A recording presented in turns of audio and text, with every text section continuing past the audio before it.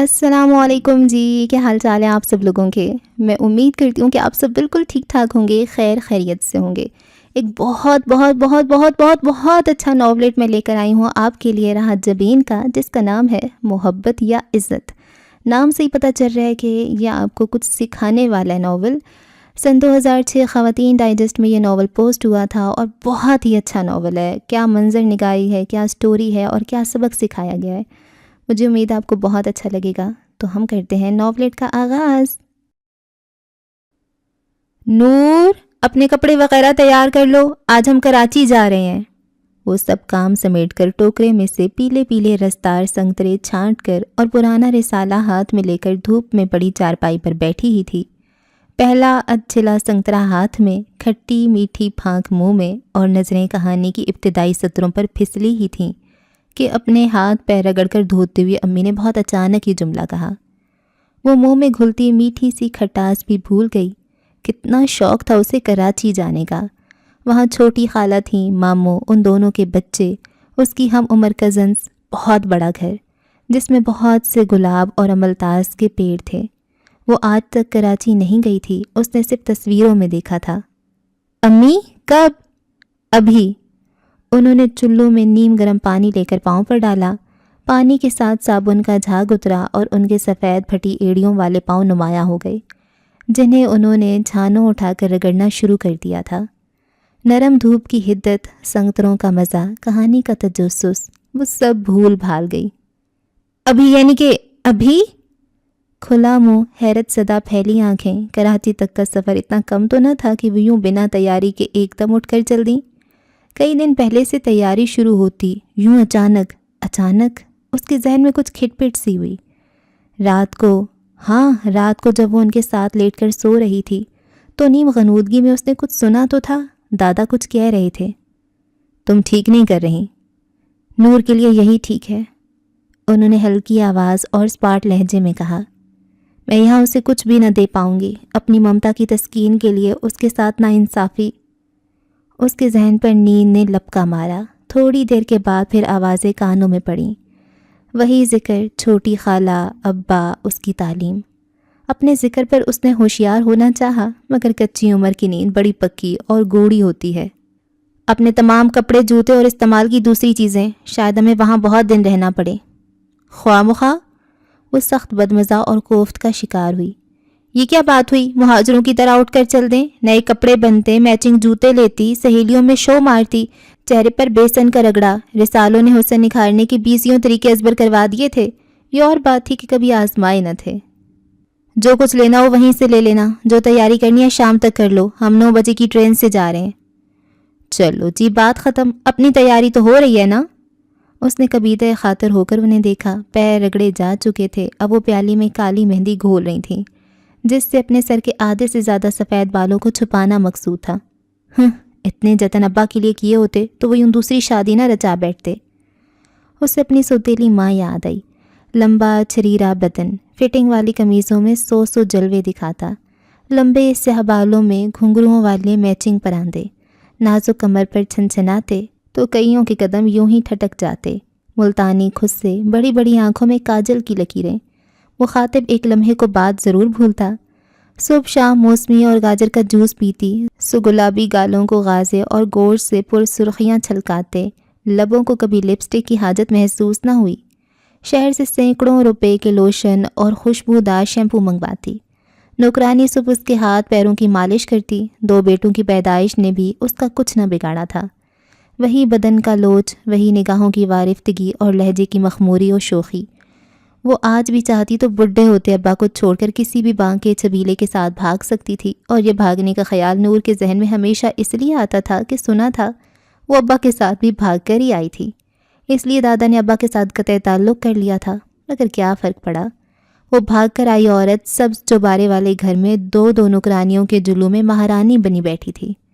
اور یہ کبھی کبھی وہ ماں کو بہت غور سے دیکھتی۔ خوبصورت تو وہ بھی بہت تھیں، مگر اپنی خوبصورتی کو انہوں نے کبھی ہتھیار نہ بنایا تھا۔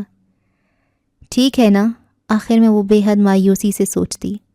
آخر ابا اس سرتاپا مہکی عورت کو چھوڑ کر کپڑے دھونے والی صابن سے سر دھوتی، بڑی سی چادر کی بکل میں لپٹی اور پھٹی ایڑیوں والی عورت کے پاس آ کر بھی کرتے تو کیا؟ نہ جانے کیوں اس معاملے میں اسے ہمیشہ اپنی ماں ہی قصوروار لگتی تھیں۔ اب اگر شوقین مزاج تھے تو وہ خود کو ان کے مطابق ڈھال لیتی۔ حالات و واقعات کے بارے میں کم علمی اس کے خیالات کو الٹے سیدھے رستوں پر بھگائے رکھتی۔ کس سوچ میں ڈوبی ہو؟ اٹھ کر تیاری کرو۔ کیا خاک تیاری کروں؟ لے دے کے ایک حکم صادر کر دیا۔ اس کے ہاتھ پیر پھول گئے تو غصے میں اوپر چڑھائی۔ ساری چھت سرما کی دھوپ میں نہائی تھی۔ چھوٹی چھوٹی چار دیواری کے پار وہ سبز چوبارہ لشکتا تھا جس میں وہ بھاگی ہوئی عورت گھنگروں والے پراندے چھنکاتی اور موسمبیوں کا جوس پیتی راج کر رہی تھی۔ عاصم اور محسن دیواروں سے لٹکے پتنگ پکڑنے میں مصروف تھے۔ وہ انہیں دیکھ کر ہاتھ ہلانے اور بلانے لگی۔ اپنی ماں کی تمام تر بے اعتنائی کے باوجود وہ دونوں اکثر اس سے ملنے آ جاتے تھے۔ مہانور کا دل چاہا وہ انہیں اپنے جانے کے بارے میں بتائے، مگر وہ پتنگ میں اتنے مگن تھے کہ کوئی توجہ ہی نہ دی۔ وہ بد دل سی ہو کر نیچے اتر آئی۔ امی آئینہ سامنے رکھے اپنے سفید بالوں کو سیاہ کرنے کے جتن کر رہی تھیں۔ نور نے اندر جا کر سارے کپڑے الماری سے نکال کر پلنگ پر ڈھیر کر لیے۔ اس کے پاس بہت سے نئے جوڑے تھے، جرسیاں سب پرانی، جوتا ایک بھی ڈھنگ کا نہیں۔ امی وہاں کتنے دن رکیں گے؟ عائشہ اندر آئیں تو کپڑوں کو الٹ پلٹ کرتے ہوئے مہانور نے پوچھا۔ عائشہ نے اسے غور سے دیکھا۔ تمہیں شاید وہیں رکنا پڑے۔ کیوں؟ میں چاہتی ہوں تم وہاں کالج میں ایڈمیشن لے لو۔ مگر آپ تو کہہ رہی تھی میں یہاں قریبی شہر میں۔ آنے جانے کا مسئلہ؟ کیسا مسئلہ؟ عاصم اور محسن روز ہی تو اسکول جاتے ہیں ابا کی گاڑی میں۔ میں نے کہا نا تمہیں وہیں ایڈمیشن لینا ہے۔ تمہارا باپ تمہیں روز پک اینڈ ڈراپ کرنے سے انکاری ہے۔ اس کے نزدیک لڑکیوں کے لیے اتنی خواری اٹھانا بے وقوفی ہے۔ عائشہ کا لہجہ ہلکی سی تلخی لیے ہوئے تھا۔ مہانور کی آنکھوں میں ایک پل کو حیرت سی ابھری، دوسرے پل وہ سر جھٹک کر لاپرواہی سے کہہ رہی تھی، ٹھیک ہے نا، پھر میں داخلہ ہی نہیں لیتی۔ اب اتنا بھی شوق نہیں ہے مجھے کہ پڑھائی کے لیے کراچی جا بیٹھوں، وہ بھی دوسروں کے گھر میں۔ دوسرے نہیں ہیں، تمہارے ماموں کا گھر ہے، چاہو تو خالہ کے گھر رہ لینا۔ ماموں کا ہے، خالہ کا ہے، میرا گھر تو نہیں ہے نا، اس نے ترنت جواب دیا۔ بس ابا مانے تو میں یہیں ایڈمیشن لے لوں گی، ورنہ مجھے پڑھائی کا اتنا بھی شوق نہیں ہے۔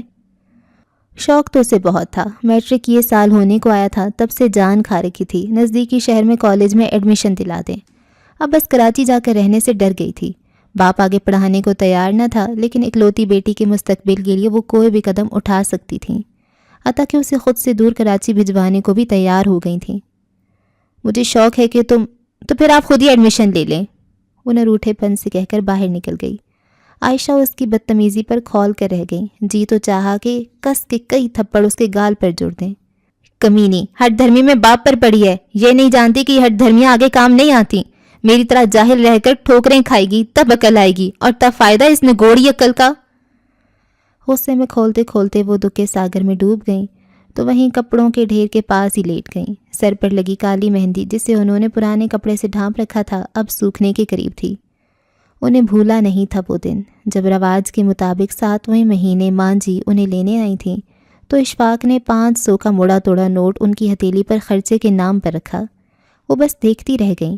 ان کی ساس نہ تھیں جو سو شگن کر کے پلوں میں دعائیں باندھ کر رخصت کرتی۔ یہ نہیں تھا کہ اشفاق کے پاس تھا نہیں، بس ان پہ خرچ کرتے ہوئے جانے ہاتھ تنگ کیوں پڑ جاتا تھا۔ سسر نے چپکے سے پوچھا، اشفاق نے کچھ خرچہ ورچہ دیا؟ انہوں نے آہستگی سے مٹھی بند کر کے اس بات میں سر ہلا دیا تھا۔ بیٹے کے سامنے مجبور و بے بس شخص سے وہ کیا کہتی؟ گھر آئیں تو علینا نے شور مچا دیا، میں بھی امی کے ہاں رہوں گی۔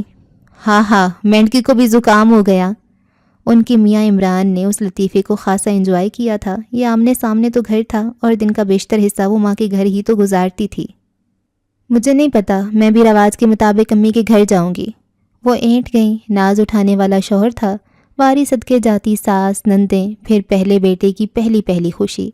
ساس نے ہنس کر اس کی خواہش کا بھرم رکھ لیا، دیکھو کچھ میرا بھی تو سوچو، یہ رخ روشن نظر نہ آیا تو صبح کیسے ہوگی؟ اتنے مہینے تمہارے بغیر جانا کیسے گزریں گے؟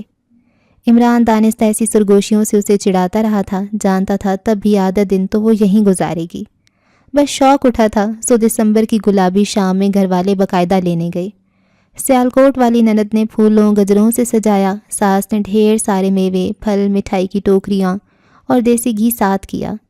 اکلوتے دیور نے چھوٹی نند کے ساتھ مل کر باقاعدہ رخصتی کے گیت گائے۔ اللہ میری بہو کو ساتھ خیریت سے فارغ کرے، بیٹی ہو یا بیٹا اس کی گود ہری رہے۔ ساس نے ڈھیروں دعائیں دیں، یوں وہ ہنستے کھلتے سڑک پار کر کے میکے آ گئی اور اس پوری شام عائشہ کے ذہن میں پرس کے کونے مڑا توڑا 500 کا نوٹ چھپتا رہا تھا۔ وہ کس قدر تہی داماں تھی، یہ احساس انہیں بارہا ہوا۔ علینا جاب کرتی تھی، آفس سے میٹرنیٹی لیو لی، اب سارے دن دھوپ میں بیٹھی انار کا جوس پیتی رہتی۔ اشر یونیورسٹی سے آتے جاتے جھانک جاتا۔ بھرجائی کیا حال ہے؟ اس کے منتخب کردہ ناموں کی فہرست میں روز بروز اضافہ ہو رہا تھا۔ بھتیجا ہوا تو نام میں رکھوں گا، بھتیجی ہوئی تو میں خواتین کا کوئی بھی ماہنامہ اٹھا لینا، ایک سے ایک اچھوتے نام۔ ندا سے اس کی ہمیشہ لڑائی رہتی۔ جو کوئی بھی اچھی چیز بناتی بھابھی کے لیے لانا نہ بھولتی۔ ساس دیسی گھی میں بادام جلا کر لاتی۔ سر میں مالش کرواؤ، بال کمزور نہیں ہوں گے۔ علینا کو ابکائی آ جاتی، مگر وہ کہاں سنتی تھی۔ عائشہ کے اندر ہوک سی اٹھتی، دانستہ خود کو ادھر ادھر گھر کے کاموں میں الجھائے رکھتی۔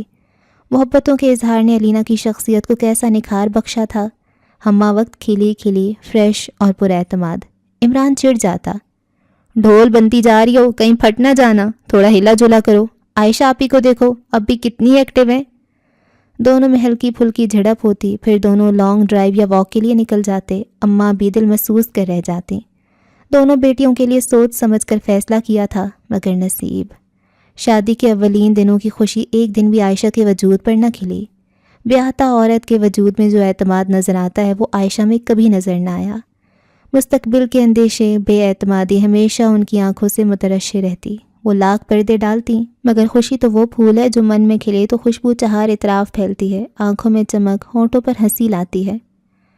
ہائے اشفاق میاں، تمہیں بددعا بھی نہ دے سکوں، میری بیٹی میں کس چیز کی کمی تھی۔ پھمرا صرف لوگ ایک جگہ نہیں رک سکتے اماں بھی۔ بس ایک بار عائشہ نے اتنا ہی کہا تھا۔ علینا عمران رات گئے لوٹتے تو وہ اپنی فرسٹریشن ان پر ہی نکال بیٹھتی۔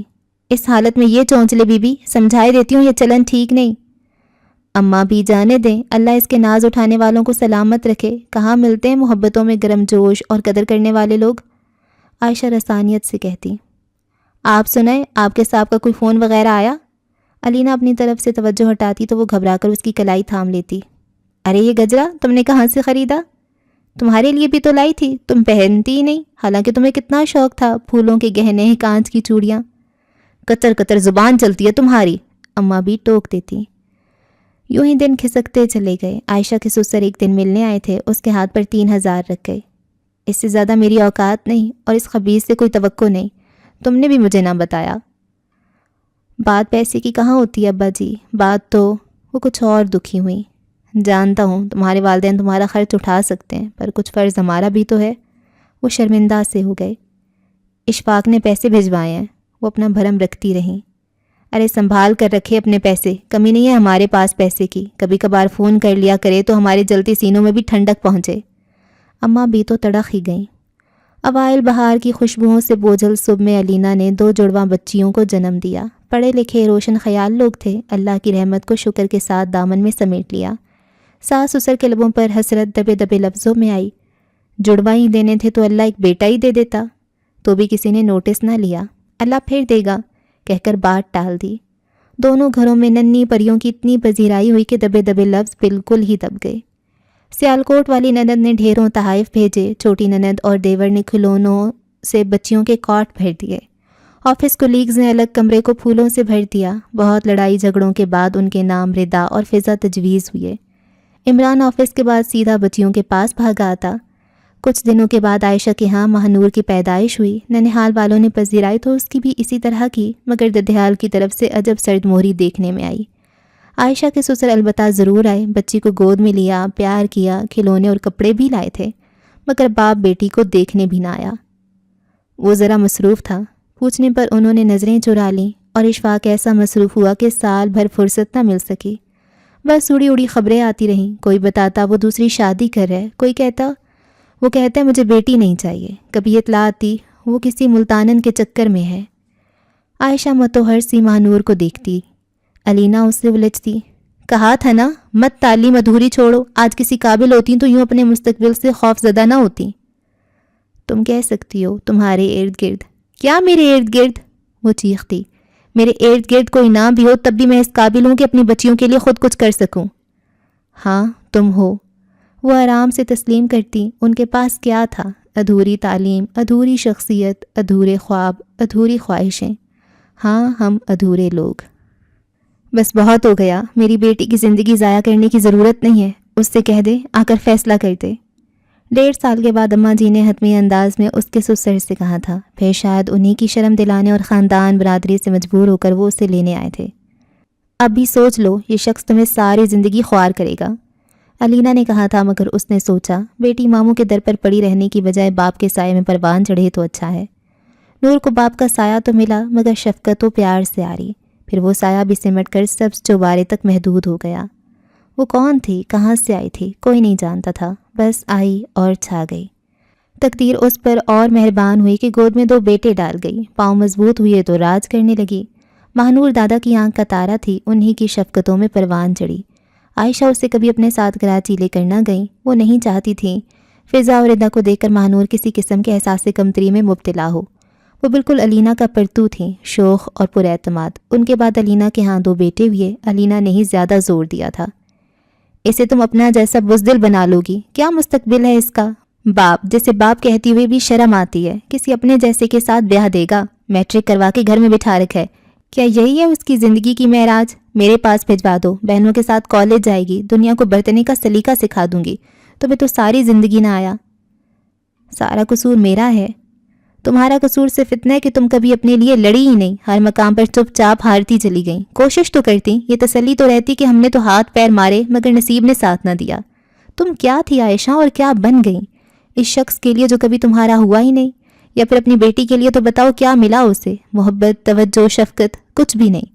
کم از کم اسے ایک اچھا مستقبل تو دے دو۔ بس اسی لیے خود کو سمجھا بجھا کر وہ ماہنور کو کراچی بھجوانے پر راضی ہوئی تھی، مگر ماہنور وہ انہی کی طرح بزدل تھی، آگے بڑھنے کی کوئی لگن، کوئی جذبہ نہ تھا۔ باپ کی بے اعتنائی کے باوجود اس چھوٹے سے قصبے کے چھوٹے سے گھر میں خوش تھی۔ کیا ہوا؟ اس کے سسر انہیں یوں لیٹا دیکھ کر پوچھنے لگے۔ ان کے ہاتھوں میں امرودوں کا لفافہ تھا، وہ اٹھ کر بیٹھ گئیں۔ وہ جانے کے لیے نہیں مانتی۔ اچھا، انہوں نے اپنی بے ساختہ خوشی کو چھپانے کی صحیح کی، پوتی کو کہاں نظروں سے دور کر سکتے تھے۔ پھر اب انہوں نے ادھر ادھر ماہنور کو تلاشا۔ سمجھاؤں گی، پاگل ہو رہی ہے، میں نے بھی جلدی کی، آہستہ آہستہ اس کا ذہن تیار کرتی۔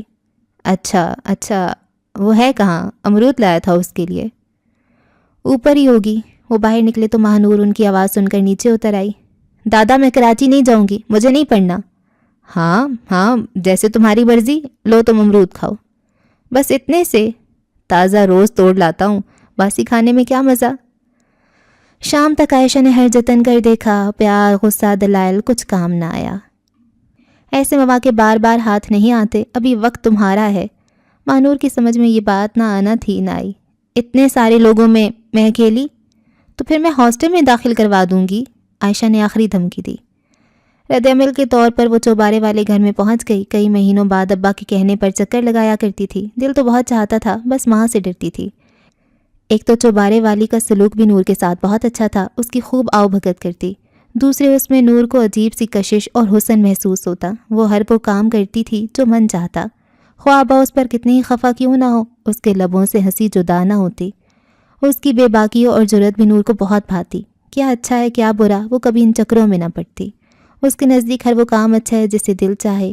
ابا کے ساتھ اس کی لگاوٹیں، محبتوں کا کھلا اظہار نور کے من میں گدگدی سی کرتا، حتیٰ کہ ایک بار ناراض میاں کو منانے کے چکر میں اس نے گنگناتے ہوئے سب کے سامنے اس کے گلے میں باہیں ڈال دی تھیں۔ جہاں نوکرانیاں دوپٹوں میں منہ چھپانا بھول گئیں، وہیں ماہنور پسینہ پسینہ ہو کر اندر جا گھسی تھی، اور ابا تو اتنے شرمندہ ہوئے کہ گھر سے نکل گئے۔ دنوں وہ سین یاد کر کے ہائے ہائے کہتے ہوئے نور دوپٹے کا کونا دانتوں میں دباتی رہی۔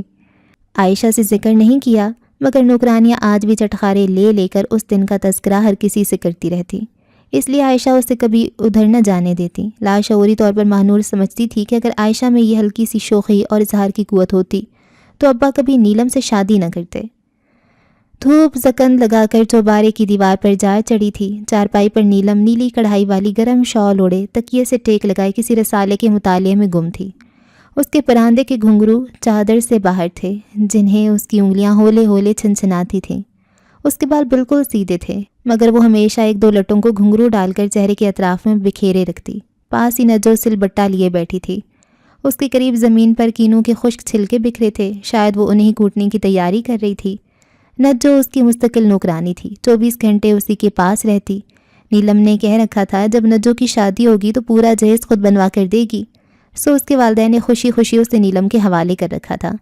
وہ اس کی رازداں سہیلی نما نوکرانی تھی۔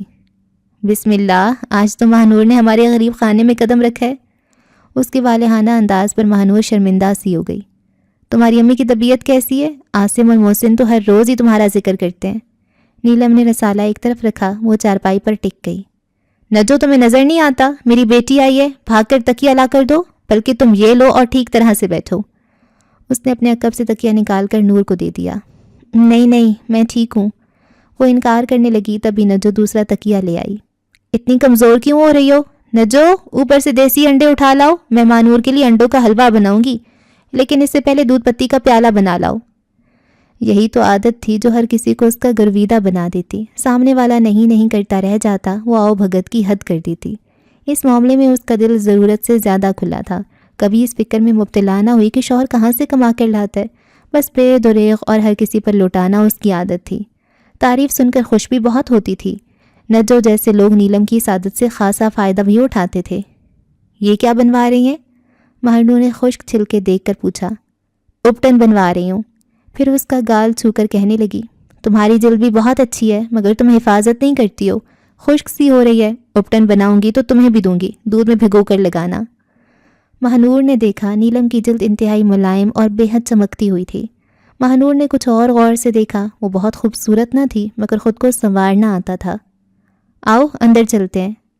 ڈیکو پینٹ والے بیڈ پر بیٹھ کر انڈوں کا حلوہ کھاتے، دودھ پتی پیتے، چلغوزے چباتے اور سی ڈی پلیئر پر نئے فلمی گانے دیکھتے ہوئے وہ واپس گھر جانا ہی بھول گئی تھی۔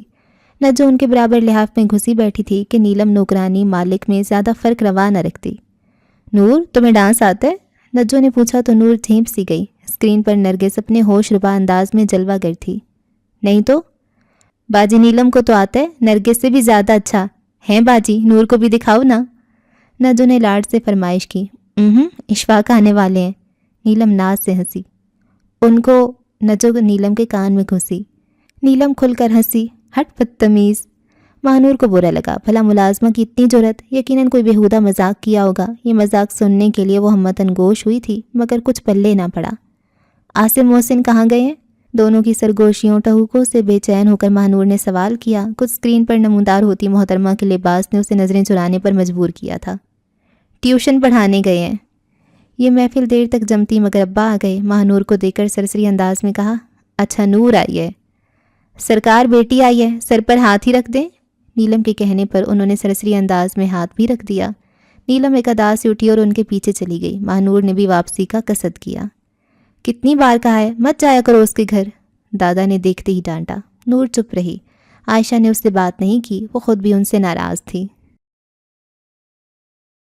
گھر کا ماحول خاصا عجیب سا ہو گیا تھا۔ عائشہ بضد تھی تو وہ ڈھیٹ۔ عائشہ کا ہر حربہ ناکام رہا تھا، ہر دلیل بیکار گئی۔ اس کی ایک ہی رٹ تھی، نہیں جانا۔ دادا دونوں کے بیچ سینڈوچ بنے ہوئے تھے، کبھی بہو کی سنتے تو وہ ٹھیک لگتی، پوتی کی سنتے تو ساری ہمدردی اس کی طرف منتقل ہو جاتی۔ کبھی بیٹے پر غصہ آ جاتا، جہاں گاڑی بیٹوں کو قریبی شہر کے بہترین اسکول میں چھوڑنے جاتی تھی، وہیں بیٹی کو بھی کالج چھوڑ دیتی، مگر اسے بیٹی سے کوئی دلچسپی نہ تھی۔ صاف کہہ دیا، لڑکیوں کی ذمہ داری بڑا نازک کام ہے، کوئی رشتہ دیکھ کر شادی کر دیں، خرچہ دے دوں گا۔ دادا کو تو تاؤ ہی آ گیا، خوب کھری کھری سنائی۔ مہنور کی بچپن کی سہیلی رابعہ تھی، سن کر خاصی خفا ہوئی۔ تم تو بالکل پاگل ہو، چلی جاتی، سمندر دیکھتی، خوب سیریں کرتی، پڑھائی بھی ہوتی رہتی، اتنے تو امیر ہیں تمہارے ننہان والے، ہو سکتا ہے کوئی تمہیں پسند ہی کر لیتا تو عیش ہو جاتے، تمہارے ددیال میں تو کوئی ڈھنگ کا گھر ہی نہیں، تم اپنے منصوبے اپنے پاس ہی رکھو۔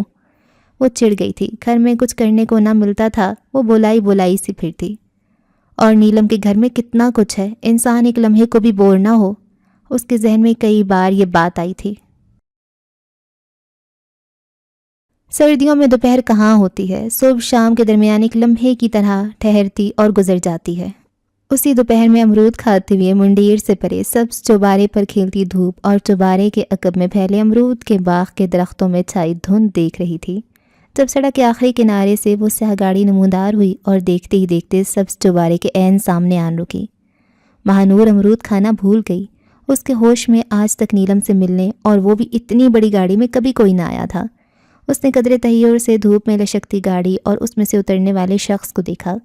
वो पैंट शर्ट में मलबूस था, दराज कामत, गोरी रंगत, सर के बाल गाड़ी की रंगत से मैच करते थे। उसने बेल दी थी, दरवाज़ा खुला। न जाने दरवाजे पर कौन था। महानूर मंडीर से कुछ और आगे को झुक आई। फिर वो शख्स अंदर चला गया। कौन हो सकता है?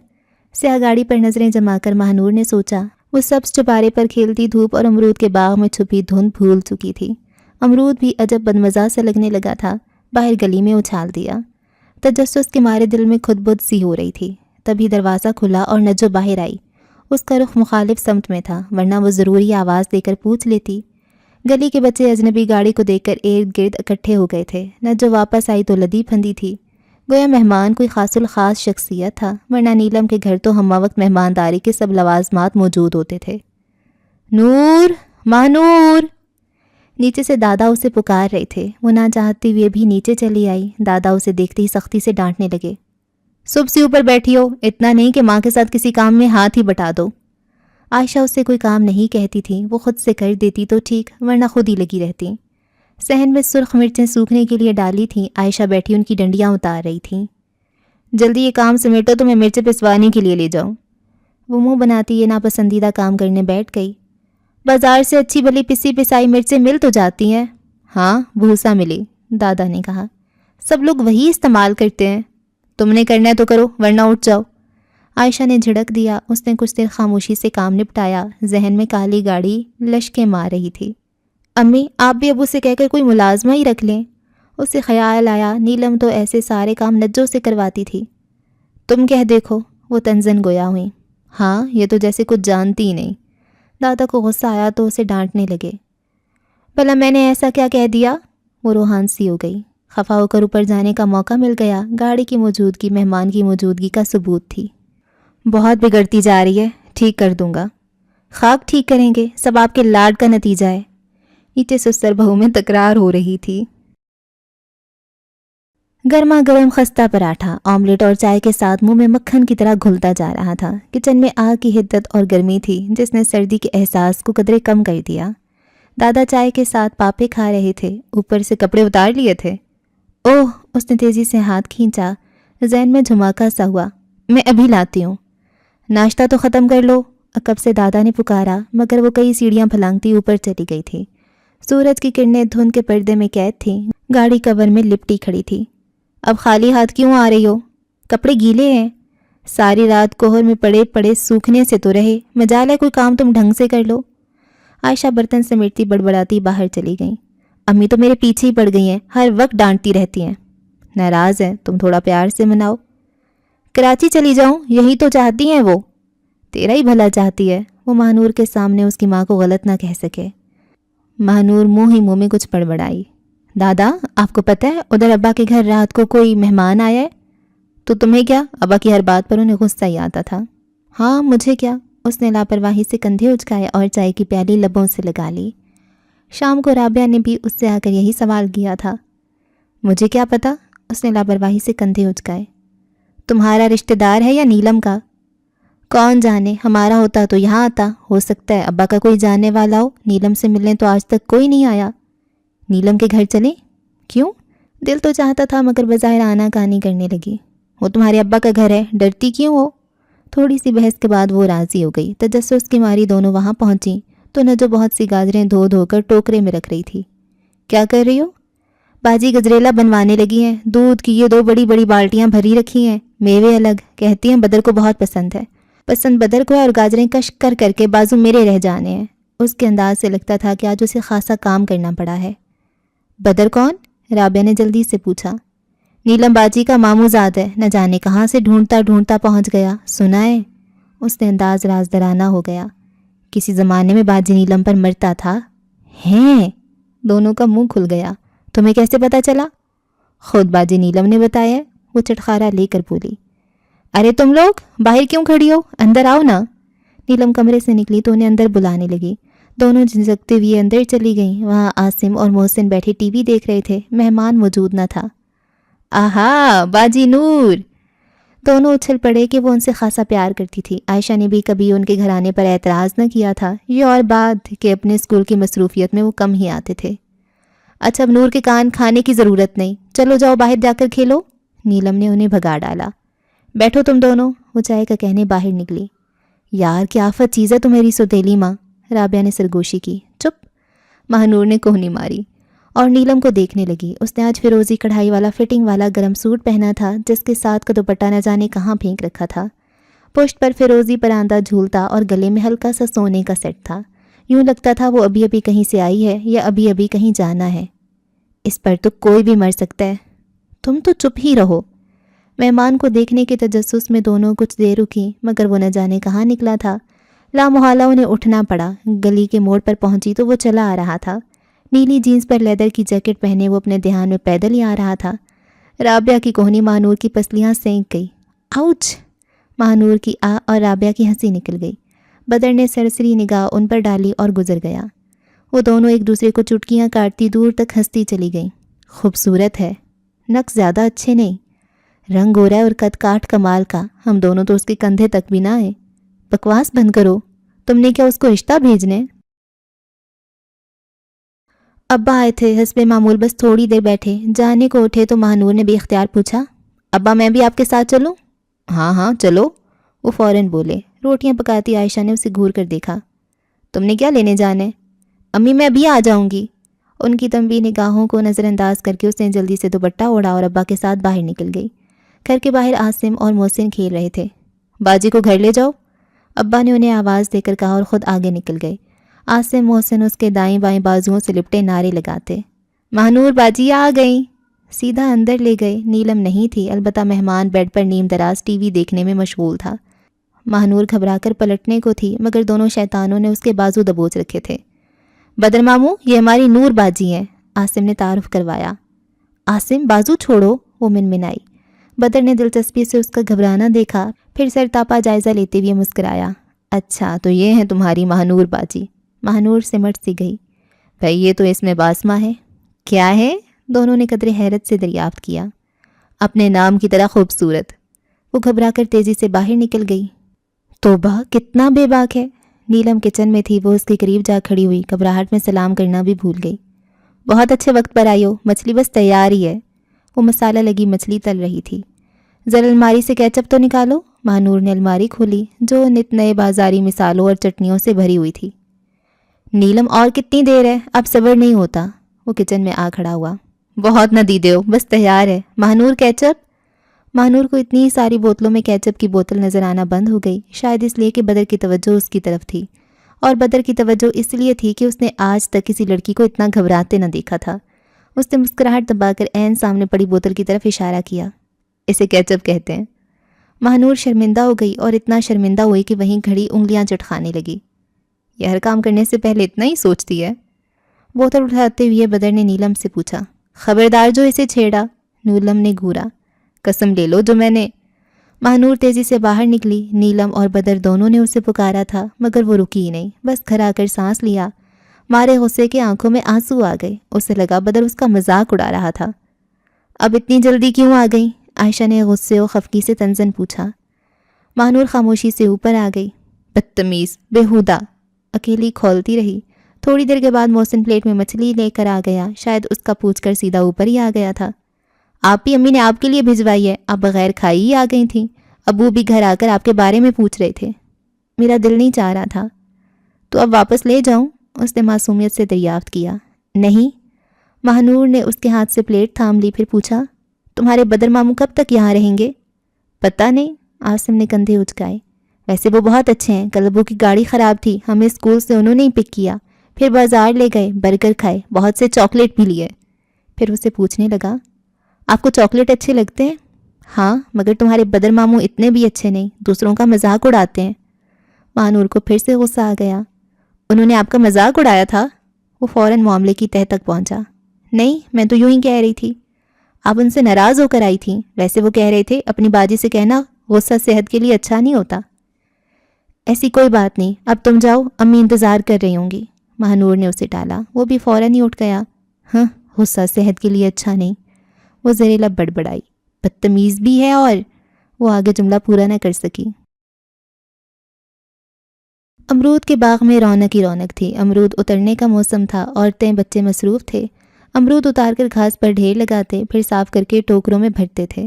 اس موسم میں ماہنور کا دل گھر میں کہاں لگتا تھا، ہمیشہ ضد کر کے باغ میں آ جاتی۔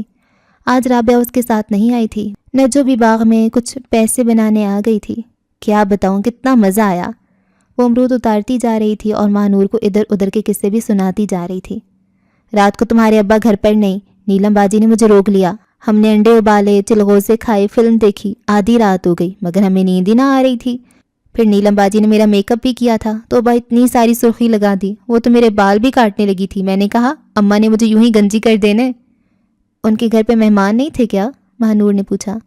وہ تو فلم دیکھ کر سو گیا تھا، ویسے وہ تمہارا بہت پوچھتا ہے۔ نجو نے امرود اور امرود کاٹنے والی کینچی گھاس پر رکھی اور ہاتھ جھاڑنے لگی۔ اس کے ہاتھ سردی سے سرخ ہو رہے تھے۔ کیوں؟ میرا کیوں پوچھتا ہے؟ ماہنور سٹپٹا گئی۔ پتہ نہیں، کہتا تھا بہت دنوں سے آئی نہیں۔ تو اسے کیا تکلیف ہے؟ تم اپنا کام کرو، رک کیوں گئی ہو؟ کر تو رہی ہوں۔ وہ ماہنور کے یوں ڈانٹنے پر برا مان گئی، پھر ماہنور کے آگے بڑھ جانے پر بڑبڑانے لگی۔ یہ تو مجاجن ہی بہت ہے۔ اسے کیا تکلیف ہے جو میرے بارے میں لوگوں سے پوچھتا ہے؟ خوشی اور ناراضی کے ملے جلے احساسات میں گھری وہ آگے بڑھتی رہی۔ اس کا ارادہ اس درخت سے امرود توڑنے کا تھا جس کے امرود اندر سے سرخ نکلتے تھے۔ وہیں اس نے ابا اور بدر کو کھڑے دیکھا تو تیزی سے درخت کی آڑ میں ہو گئی۔ یہ یہاں کیا کر رہا ہے؟ وہ ان کے جانے کی منتظر چپکے چپکے جھانکتی رہی۔ وہ سیاہ پینٹ اور جیکٹ میں ملبوس تھا، نکھرا نکھرا ایک دم فریش، ہلکے ہلکے پیشانی پر بکھرے بال، مناسب تراش والی مونچھیں۔ ماہنور کا دل اپنی لے بدلنے لگا۔ تبھی ابا دوسری طرف کو چل دیے۔ بدر کا رخ عین اسی کی سم تھا۔ ماہنور کے ہاتھ پاؤں پھول گئے۔ وہ اس کی نظروں میں آئے بغیر بھاگ بھی نہ سکی تھی، مگر پھر بھی بھاگنا چاہتی تھی۔ ماہنور! چند قدم ہی چلی ہوگی کہ اس نے پکار لیا۔ قدم ایک پل کو ٹھٹکے پھر تیزی سے اٹھے، مگر کچھ ہی دیر میں بدر اس کے سامنے تھا۔ نور کہاں بھاگتی ہو؟ وہ گھبرا کر دوپٹہ درست کرنے لگی۔ ناراض ہو؟ اپنائیت سے بھرپور جاندار لہجہ۔ ماہنور نے بدقت نفی میں سر ہلایا۔ تم ناراض ہو؟ وہ تہکن سے گویا ہوا۔ اس لیے تو اتنے دنوں سے آئی نہیں، حالانکہ میں نے تمہارا انتظار کیا تھا۔ ماہنور نے حیرت سے سر اٹھا کر اسے دیکھا۔ یا اللہ، یہ کیسی نگاہیں تھیں! وہ اندر باہر سے لرز گئی۔ ماہنور بھاگ، ورنہ ہمیشہ کے لیے اسیر ہو جائے گی۔ نہ جانے اس کے اندر کون چیخا تھا۔ اس نے بھاگنا چاہا مگر اس کی کلائی بدر کی گرفت میں تھی۔ تمہیں ایسا کیوں لگا کہ میں نے تمہارا مذاق اڑایا ہے؟ میں کیسے تمہارا مذاق اڑا سکتا ہوں؟ کچھ لوگ پہلی نظر میں ہی اپنے ہونے کا احساس دلا جاتے ہیں۔ تم تو مجھے اتنی اچھی لگی ہو کہ میں… ماہنور کلائی چھڑا کر بھاگی۔ بدر نے اسے پکارا، پھر مایوس سا ہو کر گھاس پر گری ٹوٹی چوڑیاں دیکھنے لگا۔ وہ ایک بازو آنکھوں پر رکھے چارپائی پر لیٹی تھی۔ دھوپ کی حدت روم روم میں اتر کر توانائی بخشتی تھی۔ ذرا سی حرکت پر بازو میں پڑی باقی ماندہ نیلی چوڑیاں ذرا سی چھنکتیں تو کسی کی انگلیوں کی سختی رگ رگ میں اتر آئی۔ وہ ایک بار پھر پھریری سی لے کر آنکھوں سے بازو ہٹا کر کلائیاں دیکھنے لگتی۔ وہ منظر جب بھی ذہن کے کینوس پر ابھرتا وہ مضطرب سی ہو جاتی۔ اسے غصہ نہیں آتا تھا، اس سے برا بھی نہ لگتا، ہاں مگر بے چینی تھی جو بڑھتی جاتی تھی۔ 3 راتیں گزر گئیں۔ وہ ایک دم جاگ جاتی تو پھر نیند نہ آتی، بس کروٹ پر کروٹ بدلتی رہتی۔ جاگتی آنکھوں میں عجیب و غریب خواب ابھرتے اور معدوم ہوتے۔ کچے کنوارے جذبوں میں ہلکی ہلکی ہلچل سی مچی رہتی۔ کیسا صاف سلیٹ سا ذہن تھا جس پر عجیب و غریب زبان میں انجانی تحریریں رقم ہوتیں جو سمجھ میں آتی بھی تھیں اور نہیں بھی۔ سارے دن کی تھکی ماندی عائشہ پاس ہی چارپائی پر سوتی۔ وہ جانتی ہی نہ تھیں بیٹی رت جگہ کیوں منانے لگی ہے، اسے آئینہ ایک دم کیوں بھانے لگے، بات کرتے کرتے بھول کیوں جاتی ہے، نظریں کیوں چراتی ہے۔ شاید وہ اتنی جہاں دیدہ نہ تھیں کہ صبح ماہنور کے بستر کی بے چین سلوٹیں گن سکتیں، یا شاید اس پر اعتبار ہی بہت تھا، اس لیے بھول گئیں کہ ماہنور کی رگوں میں صرف اس کا نہیں اشفاق کا بھی خون شامل تھا۔ نیلم کی صحبت اور اس کی گھر دیکھی جانے والی 3rd کلاس فلموں نے ذہن کو پراگندہ تو کر ہی دیا تھا، سو ذرا سی ٹھیس لگی نہیں کہ وہ کچے انڈے کی زردی کی طرح بکھرتی چلی گئی۔ 3 دن سے وہ نیلم کے گھر نہیں گئی تھی۔ من ہمکتا تھا مگر نہ جانے کون سی جھجک تھی جو قدم نہ اٹھتے۔ بس اوپر بیٹھی سبز چوبارے اور سیاہ گاڑی کو تکتی رہتی۔ کبھی وہ نظر آ جاتا تو یوں نیچے بھاگتی جیسے اس نے کلائی تھام لی ہو۔ توبہ ہے، کیا عیش ہے! نجو کی آواز پر ماہنور ہڑبڑا کر جاگی۔ وہ کبھی اس کے گھر نہ آئی تھی؟ ہاں، نہیں پڑا۔ خالہ عائشہ کہاں ہے؟ وہ چارپائی پر بیٹھ گئی۔ نہا رہی ہیں۔ تم کیسے آئی؟ وہ اسے غور سے دیکھنے اور ہنسنے لگی۔ اس کی ہنسی بہت بینی خیز تھی۔ کیا بات ہے؟ ماہنور کو غصہ آ گیا۔ دیکھتی ہوں اسے کیسے دیوانہ بنایا۔ کسے؟ ماہنور کا دل زور سے دھڑکا۔ وہی جو پیغام بھیجتا ہے، رشوت میں 100 روپیہ بھی دیتا ہے۔ فضول مت بولو، میں نہیں جانتی۔ ماہنور ڈر گئی، اسے بدر سے ایسی توقع نہ تھی۔ جانتی تو میں بھی نہیں، لیکن وہ کہتا ہے کہ نجو اس کے کان میں گھس گئی۔ ماہنور گھبرا کر غسل خانے کے بند دروازے کو دیکھ رہی تھی۔ وہ باغ میں تمہارا انتظار کرے گا۔ ماہنور کو ایک دم غصہ آ گیا، کیسا بے وقوف تھا، نجو کے ہاتھ پیغام بھیج دیا، اور یہ نجو کمبخت نے ابھی سارے قصبے میں نشر کر دینا تھا۔ غصے اور گھبراہٹ میں اسی پر الٹ پڑی۔ تمہیں شرم نہ آئی پیغام لاتے ہوئے؟ بھلا میرا اس کے ساتھ کیا تعلق، اور مجھے کیوں پیغام بھجواتا ہے؟ میں کوئی… نجو ہونک سی ہو گئی۔ جاؤ اب تم یہاں سے۔ اس نے عائشہ کے نکلنے سے پہلے بھگا دیا۔ عائشہ باہر نکلتیں اور بھیگا تولیہ تار پر پھیلانے لگیں۔ وہ اتنی گھبراہٹ کا شکار ہوئی کہ اوپر چلی گئی، چپکے سے دیوار کے پار جھانکا۔ بدر بے تابانہ دروازے کے سامنے ٹہل رہا تھا۔ نجو پاس پہنچی، وہ خاموشی سے اس کی بات سننے لگا، پھر اضطراری انداز میں اپنی ہتھیلی پر مکہ مارا۔ نجو اندر چلی گئی، وہ وہیں اپنی گاڑی کے ساتھ ٹیک لگا کر کچھ سوچنے لگا، پھر اس کی نگاہ مانور کے گھر کی طرف اٹھی۔ نگاہ کے پنچھی نے اڑان بھری اور منڈیر پر بیٹھ کر خاموشی سے اسے تکنے لگا۔ ماہنور زنجیر سی ہو گئی، فوری طور پر پلٹ نہ سکی۔ وہ کچھ لمحے دیکھتا رہا، پھر اس نے ہاتھ سے باغ کی طرف اشارہ کر کے میں انتظار کروں گا کہا تھا۔ ماہنور گھبرا کر پلٹی اور وہیں دیوار کے پاس بیٹھ گئی۔ دل پسلیوں سے باہر دھڑک رہا تھا۔ اس نے پسینہ ہوتی ہتھیلیوں کو آپس میں رگڑ کر دونوں گالوں پر رکھا۔ چہرہ اس دن کی طرح دہک رہا تھا۔ بھلا میں کیوں جاؤں؟ کون ہوتا ہے وہ میرا؟ ہاں، بڑایا کہیں سے اشارے کرنے والا۔ اس نے ذرا سا اچک کر جھانکا، بدر وہاں نہیں تھا۔ وہ دونوں کوہنیاں دیوار پر ٹکا کر کھڑی ہو گئی۔ مجھے کوئی گری پڑی لڑکی سمجھ لی ہے؟ فوراً قدموں میں جا بیٹھے۔ سر سے دوپٹہ کھسک گیا تھا، ہلکی سی سرد ہوا بال بکھرائی دے رہی تھی۔ اس کی نظروں کے سامنے سبز چوبارے پر سفید سفید کبوتر چکر لگاتے، ڈبکیاں کھاتے آسمان کی نیلاہٹوں میں مدغم ہوتے تھے۔ اس کے عقب میں امرودوں کا باغ ابھی تک دھند میں ڈوبا تھا۔ مجھے یقین ہے وہ تم سے محبت کرنے لگا ہے، اس کی نظریں تمہارے چہرے سے ہٹتی ہی نہیں۔ اسے یاد آیا نجو نے یہ بھی کہا تھا۔ محبت؟ اسے معلوم نہ ہوا۔ ایک ہلکی سی مسکان لبوں کے گوشوں پر مچلنے لگی۔ ٹھنڈی ہوا کے جھونکوں میں سرور در آیا۔ نور، نور! کوئی بے تابانہ پکار رہا تھا۔ وہ تیزی سے نیچے بھاگی۔ صحن میں عائشہ دھوپ میں بیٹھی بال سکھا رہی تھیں۔ اس کے قدم جکڑے گئی۔ کیا ہوا؟ عائشہ نے اسے یوں اترتے دیکھ کر پوچھا۔ کچھ نہیں۔ وہ وہیں سیڑھیوں پر بیٹھ گئی۔ عائشہ کی آنکھوں میں ہلکی سی الجھن در آئی۔ ابھی بھی سوچ لو ماہنور، ایڈمیشن کھلنے میں وقت ہے، تمہاری زندگی بن جائے گی، کسی کے سامنے ہاتھ نہ پھیلاؤ گی، اپنا کماؤ گی، اپنا خرچو گی، اپنے فیصلے خود کر سکو گی۔ ماہنور گمسم سی بیٹھی تھی، گویا ان کی بات سنی ہی نہیں۔ نہیں، میں نہیں جاؤں گی، کسی کو پتہ چل گیا تو… تیز قدموں سے اونچی نیچی پگڈنڈیاں عبور کرتے ہوئے ان کے سانس پھول گئے۔ بس اب جاؤ تم۔ رابعہ نے پگڈنڈی سے اتر کر درخت سے ٹیک لگاتے ہوئے سانس درست کرنے کی صحیح کی۔ میں اکیلی؟ وہ ڈر گئی۔ رابعہ ہنسنے لگی۔ اکیلی جاؤ گی؟ میں کیا کباب میں ہڈی بنوں؟ مجھے بہت ڈر لگ رہا ہے۔ جرسی اور شال کے باوجود یہاں باغ میں ٹھنڈ بہت زیادہ تھی، یا شاید مارے خوف کے کپ کپی چھوٹ رہی تھی۔ پاگل، کھا تھوڑی جائے گا، بات سن لینا، کوئی بدتمیزی کی تو کھینچ کر تھپڑ دے مارنا۔ اب جاؤ بھی، دیر ہو رہی ہے، شام گہری ہو گئی تو تمہاری اور میری امی ڈھونڈنے نکل کھڑی ہوں گی۔ رابعہ نے اسے دھکیلا۔ مجھے کیا معلوم کہاں ہے؟ 2 قدم چل کر وہ پھر اٹک گئی۔ رابعہ کے اکسانے پر آ تو گئی تھی، مگر اب ہاتھ پاؤں پھول رہے تھے۔ وہ تو سنتے ہی اچھل پڑی۔ بے وقوف، وہ اتنا ہینڈسم بندہ تمہارے لیے تڑپ رہا ہے اور تم ہو کے نخرے دکھا رہی ہو۔ میں تو پہلے ہی کہتی تھی تم بزدل ہو، بات سننے میں کیا حرج ہے؟ دیکھو تو صحیح کیا کہتا ہے، بس گھڑی بھر میں واپس آ جائیں گے۔ بے ایمان دل تو پہلے ہی ہلکا سا سہارا چاہتا تھا، سو مل گیا۔ بے وقوف، رابعہ نے سر پر ہاتھ مارا۔ دل کی آنکھوں سے دیکھو، بلکہ وہ تمہاری خوشبو پہچان کر چلا آئے گا۔ اب خدا کے لیے جلدی کرو، ورنہ اپنے ساتھ مجھے بھی مرواؤ گی۔ اور ہاں، جلدی آنا، یہ نہ ہو کہ وہاں دونوں بیٹھے کوئی فلمی گانا۔ بکواس مت کر۔ وہ جھیم کر تیز تیز قدموں سے آگے چل دی۔ امرود کی شاخوں میں سرد ہوا سرسراتی تھی۔ شاخوں میں چھپے طوطے کچے پکے امرود کتر کتر کر نیچے پھینک رہے تھے۔ خشک و سبز ملی جلی گھاس نم تھی۔ باغ کے وسط تک آتے آتے اس کی سانس پھول گئی۔ اپنے ہی قدموں کی آہٹ دہلاتی تھی۔ شال بار بار سر سے پھسل جاتی، شائیں شائیں کرتی ہوا کئی بار چونکاتی تھی۔ وہ تھک کر ایک درخت سے ٹیک لگا کر کھڑی ہو گئی۔ سانس کا اتار چڑھاؤ نارمل نہ ہوتا تھا۔ اس نے سر اٹھا کر ارد گرد دیکھا۔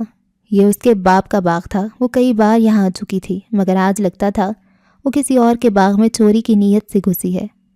کہاں ہوگا؟ اتنے بڑے باغ میں وہ اسے کہاں ڈھونڈتی؟ اگر وہ یہاں آیا ہی نہ ہو تو؟ خدشہ سا ابھرا تو دہل گئی۔ انتظار بھی تھا مگر اندر کہیں خواہش تھی وہ نہ آئے۔ تبھی کسی نے کب سے بازو بڑھا کر آنکھوں کے سامنے چٹکی بجائی۔ وہ دہل کر پلٹی۔ ڈر گئیں؟ بدر ہنسا اور سامنے آ گیا۔ مہنور نے جلدی سے رخ بدل کر شال کو ماتھے تک کھینچ لیا۔ بہت انتظار کروایا۔ اس کے لہجے میں شکوہ ابھرا۔ مہنور کی نگاہیں گھاس میں نہ جانے کیا تلاشنے لگیں۔ لیکن مجھے یقین تھا تم ضرور آؤ گی۔ نہیں، میں تو امرود لینے آئی تھی۔ درستہ لہجہ، بودا بہانہ۔ تو پھر کھڑی کیوں وہ؟ امرود لو اور جاؤ۔ وہ خفا ہو کر پیچھے ہٹا۔ مہنور بے بس سی ہو کر انگلیاں چٹخانے لگی۔ بدر نے ترچھی نگاہ سے اسے دیکھا اور ہنس دیا۔ ہلکی سی چپت اس کے سر پر لگائی۔ پاگل، محبت کی خوشبو کو کون قید کر سکا ہے؟ تم یہاں میرے لیے آئی ہو، اس کی گواہی میرا دل دے رہا ہے۔ اور مجھے دیکھو، جانے کب سے یہاں سردی میں کھڑا تمہارا انتظار کر رہا ہوں۔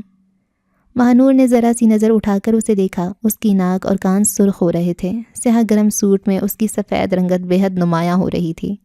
مہنور کو فخر سا محسوس ہوا۔ یہ شاندار سا شخص اس کے پیچھے پاگل ہو رہا تھا۔ کیا دیکھتی ہو؟ مہنور نے جھیم کر نگاہ جھکا لی اور بدقت بولی، اگر میں نہ آتی تو خدا کی قسم رات یہیں گزار دیتا۔ اس کے برجستہ جملے اور مخمور لہجے نے مہنور کو مکمل بے بس کر دیا۔ مہنور کو اپنا آپ پر کٹی چڑیا کی طرح بدر کے قدموں میں پڑا محسوس ہوا۔ میرے پیار کی ڈور اتنی کمزور تو نہیں نور؟ درخت کے تنے پر ہاتھ ٹکا کر وہ ذرا سا جھکا۔ میں بہت دیر سے تمہیں دیکھ رہا تھا۔ آپ میرا تماشا؟ اس نے غصہ دکھانا چاہا مگر لہجے میں بے بسی در آئی۔ تم بہت اچھی لگ رہی تھیں، گھبرائی شرمائی سی، ہر طرف مجھے کھوجتی ہوئی۔ مہنور کے لب سل گئے۔ جانتی ہو تمہیں یہاں کیوں بلایا تھا؟ مہنور بولنے کے قابل کہاں تھی، وہ اس کے حواسوں پر چھاتا جا رہا تھا۔ اس کے ملبوس سے اٹھتی بھینی بھینی خوشبو حصار میں جکڑ رہی تھی۔ بدر نے بہت غور سے اس کے کپکپاتے لبوں اور اٹھتی گرتی پلکوں کو دیکھا، پھر آہستگی سے اس کا سر ہاتھ تھام لیا۔ مہنور نے ہاتھ چھڑانا چاہا مگر اس کی گرفت کلائی پر چلی گئی۔ مہنور کے اندر غضب کی مزاحمت اٹھی مگر وجود بے جان مجسمے کی طرح ساکت رہا۔ ایک ایک کر کے باقی ماندہ چوڑیاں ٹوٹتی چلی گئیں۔ لو، ایک ایک دو کر کے اس کی کلائی میں چوڑیاں چڑھتی چلی گئیں۔ تمہارے ہاتھ میں یہ چوڑیاں زیادہ اچھی لگیں گی۔ مہنور نے بوجھل ہوتی پلکیں کھولیں۔ اس کی کلائی میں سرخ ریشمی چوڑیاں سج رہی تھیں۔ یہ؟ مہنور نے حیرت سے اسے دیکھا جو پیچھے ہٹ کر کھڑا ہو گیا تھا۔ جاؤ مہنور، آج موسم بہت ظالم ہے اور دل بے ایمان۔ جاؤ، کہیں تمہیں دیر نہ ہو جائے۔ مہنور گویا کسی خواب سے جاگی تو تیزی سے پلٹی۔ مہنور، پھر کب ملو گی؟ کل نہیں، پرسوں۔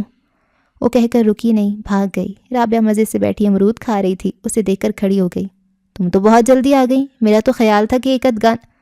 مہنور نے جھنجھلا کر اس کے کندھے پر ہاتھ مارا تو رابعہ نے اس کا ہاتھ پکڑ لیا۔ ہیں یہ کیا؟ اس نے شرارت سے بھویں اچکائیں۔ جب گئی تھیں تو نیلی، اور اب یہ سرخ چوڑیاں۔ اس نے شرما کر بازو شال میں چھپا لیا۔ اچھا، اور جب خالہ عائشہ نے پوچھا کہ یہ چوڑیاں کدھر سے آئیں تو؟ مہنور گھبرا گئی۔ احمق کہہ دینا رابعہ نے تحفہ دیا ہے۔ اب یہ بتاؤ کہ اس نے… وہ اس کے کان پر جھک گئی۔ نہیں مانتی ہے، سمجھا کر تھک گئی ہوں۔ ناصرہ کی امی اپنا دکھڑا رو رہی تھیں۔ کیا کہتی ہے؟ دماغ ساتویں آسمان پر ہے، کہتی ہے اس کی شکل اچھی نہیں۔ ناصرہ کا آج کل رشتہ آیا ہوا تھا، اچھی ملازمت، اچھا خاصا گھر، شکل و صورت بھی بس معقول ہی تھی۔ بس یہ لڑکیاں بھی حقیقت سے نظریں چرائے خوابوں میں جیتی ہیں۔ بھیجنا انہیں میرے پاس، سمجھاؤں گی۔ ضرور عائشہ، میں بہت پریشان ہوں، اس کا کچھ بنے تو دوسری کے بارے میں سوچوں۔ اسے رخصت کرنے کے بعد عائشہ نے سلائی کڑھائی کا سامان سمیٹا اور اندر چلی آئیں۔ مہنور آئینے کے سامنے بیٹھی دل کی شکل کے ٹاپس پہن کر دیکھ رہی تھی۔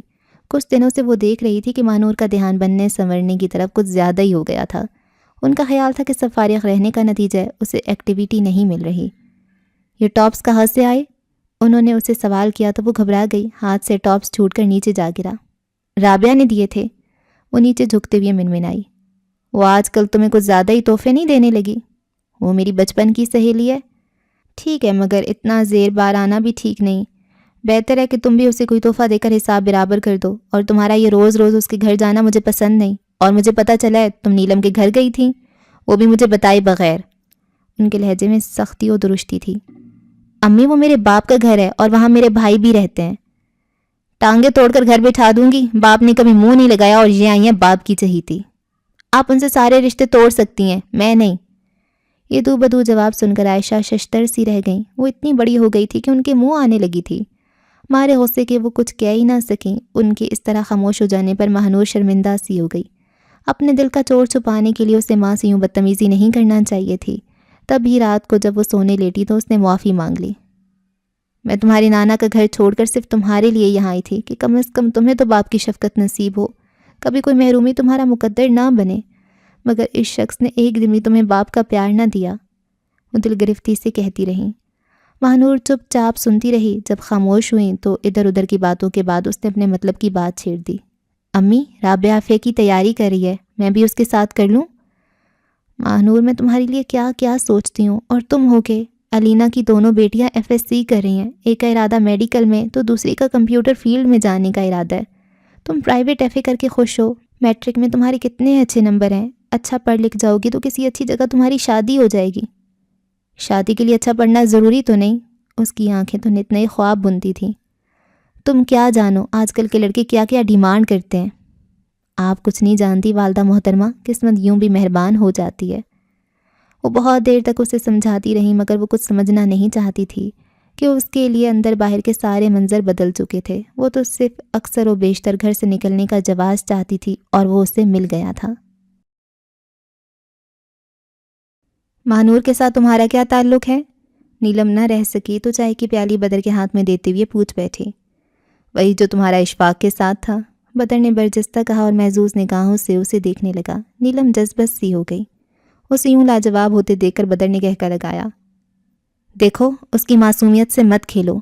نیلم کے لہجے میں ناگواری و سنجیدگی تھی۔ قسم لے لو جو اسے ہاتھ بھی لگایا ہو، اس کے جذبوں سے تو کھیل رہے ہو۔ کھیل کیسا؟ بدر نے اطمینان سے چائے کی چسکی لی۔ پسند کرتا ہوں، شادی کرنا چاہتا ہوں۔ نیلم سنجیدگی سے اسے دیکھتی رہی، پھر بولی، مجھے بھی پسند کرتے تھے، مجھ سے بھی شادی کرنا چاہتے تھے۔ وہ قصہ پاری نہ ہوا۔ ہاں، وہ بندریا جو نظر آ گئی تھی۔ کون؟ آصفہ؟ دفع کرو، وہ قصہ بھی ختم ہوا۔ بدر کے لہجے میں اطمینان تھا۔ تو مجھے بالکل اشفاق جیسے لگتے ہو۔ مجھے نہیں پتا تھا تو مجھے اس نظر سے دیکھتی ہو۔ اس کی نگاہوں میں تبسم ابھرا۔ دونوں میں وفا نہیں، دونوں ہی ہر جائی ہو، یہ نہیں تو وہ صحیح، وہ نہیں تو وہ۔